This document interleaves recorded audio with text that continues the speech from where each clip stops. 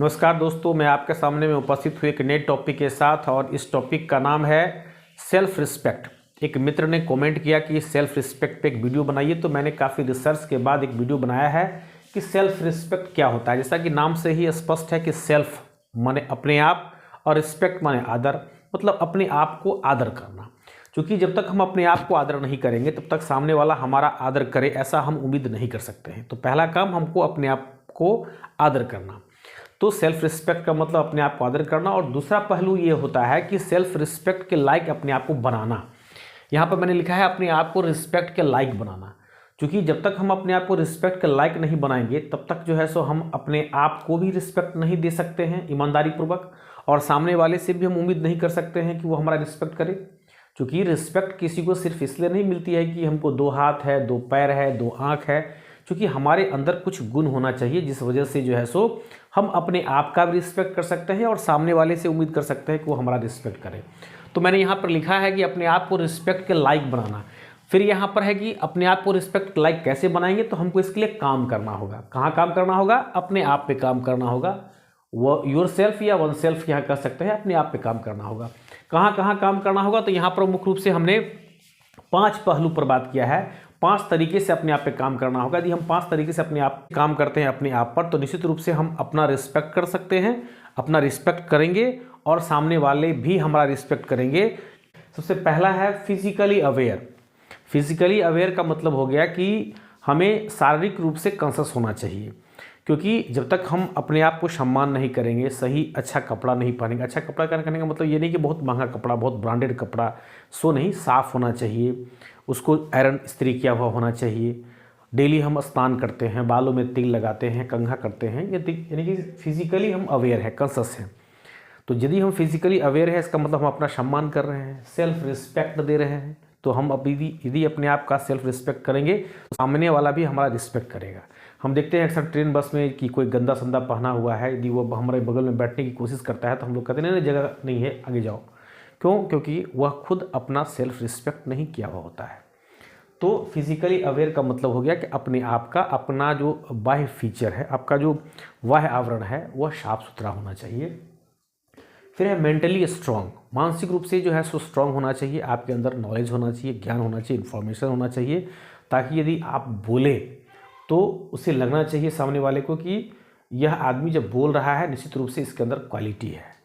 तो यदि आप मेंटली स्ट्रांग होते हैं, अपने आप पर काम करते हैं, अपने आप को जो है सो इन्फॉर्मेशन अपने अंदर डालते हैं, और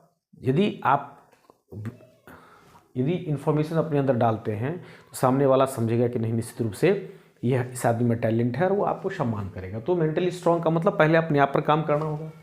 फिर यहाँ पर मॉरली कॉन्शियस, नैतिक रूप से आपको कॉन्शियस होना पड़ेगा। कभी कभी ऐसा होता है कि हमको लगता है कि सामने वाले को मदद की ज़रूरत है और हम सोचते हैं करे या ना करे, क्योंकि वो मदद मांग नहीं रहा है लेकिन मुझे लग रहा है कि मदद की ज़रूरत है। ऐसी परिस्थिति में यदि संभव हो तो हमें मदद करनी चाहिए। तो यदि हम मॉरली कॉन्शियस रहेंगे, यदि आपके अंदर कॉन्शियसनेस रहेगी, तभी आप उसकी मदद कर पाएंगे। बाद में पछताने लगते हैं, यदि उसके साथ कुछ घटना हो जाती है या कुछ इस तरह की बात होती है तो बहुत पछतावा होता है कि नहीं, काश यदि हम इसको मदद कर दिए रहते तो वह कुछ अच्छा हो जाता, उसका कुछ भला हो जाता। तो मैंने आगे लिखा है कि मॉरली कॉन्शियस, हमें अपने आप पे काम करना पड़ेगा कि मॉरली कॉन्शियस रहेंगे। कहने का मतलब सेल्फ रिस्पेक्ट का एक पार्ट है, एक पहलू है। क्योंकि हम अपने आप पर को सेल्फ रिस्पेक्ट करेंगे तभी सामने वाले से हम उम्मीद कर सकते हैं, जैसा कि मैंने पहले कहा। फिर इमोशनली स्ट्रांग का मतलब है कि अपना जो आपका इमोशंस है उस पर कंट्रोल होना चाहिए।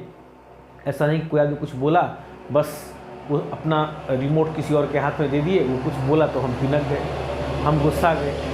नहीं, तो इमोशनली बिल्कुल स्ट्रांग होना चाहिए कि कब हमको क्या करना है, किस आदमी से किस ढंग से बात करना है। सामने वाला कहीं ऐसा तो नहीं कि हमको उल्लू बना रहा है, नहीं। तो इस बात को ध्यान रखना पड़ेगा और इसलिए इमोशनली हमको स्ट्रांग होना होगा। और यदि हम इमोशनली स्ट्रांग होते हैं तो समझिए कि हम अपने आप को रिस्पेक्ट दे रहे हैं।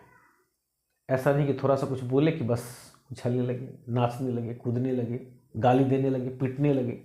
सो नहीं होना चाहिए, सोशल होना चाहिए। आप समाज में रहते हैं तो समाज में जहाँ कहीं भी आप हैं, यदि आप एक शिक्षक के रूप में हैं, यदि आप राहगीर के रूप में हैं, यदि आप किसी ग्राहक के रूप में हैं, किसी दुकानदार के रूप में, तो जहाँ पर भी है आप न किसी समाज के एक अंग हैं, समाज में किसी न किसी रोल में होते हैं, किसी न किसी भूमिका में होते हैं, तो उसके साथ जस्टिस करना। यदि उसके साथ जस्टिस करते हैं, इसका मतलब आप अपना रिस्पेक्ट करते हैं। मैं एक शिक्षक हूँ तो मेरा ड्यूटी है कि मुझे बच्चों को सही ढंग से पढ़ाना है। यदि हम नहीं पढ़ाते हैं तो हम अपनी नज़र में गिर जाते हैं। जब हम अपनी नज़र में गिर जाते हैं तो फिर सामने वाला भी हमें नज़र में गिरा ही लेगा। इसलिए हमें एक सामाजिक होना चाहिए, सोशल होना चाहिए, जहाँ पर जिस पद पर हम हैं उसके साथ न्याय करना चाहिए।